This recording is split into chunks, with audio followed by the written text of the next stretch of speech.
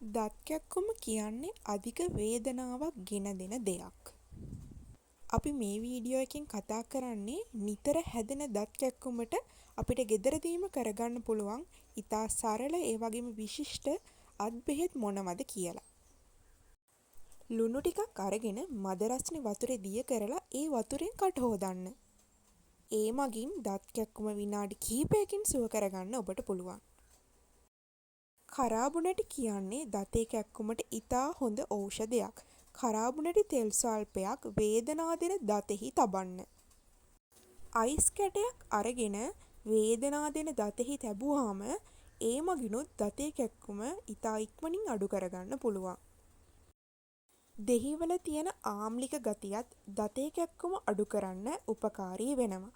දෙහි බින්දු කීපයක් වේදනා දෙන දතෙහි තබා ගැනීමෙනුත් දතේ කැක්කුම අඩු කරගන්න පුළුවන්. ඉඟුරු කැබැල්ලක් අරගෙන එහි යුෂ වෙන් කරගෙන එහි යුෂ වේදනා දෙන දතෙහි තබා ගැනීමෙනුත් දතේ කැක්කුම ඉතා අඩු කාලයකදී අඩු කර ගැනීමේ හැකියාවක් තියෙනවා. ඒ වගේම තමයි සුදුලූණු කියන්නේ දතේ කැක්කුමට හොඳ ඖෂධයක්. සුදුලූණු යුෂගෙන වේදනා දෙන දතෙහි තබන්න.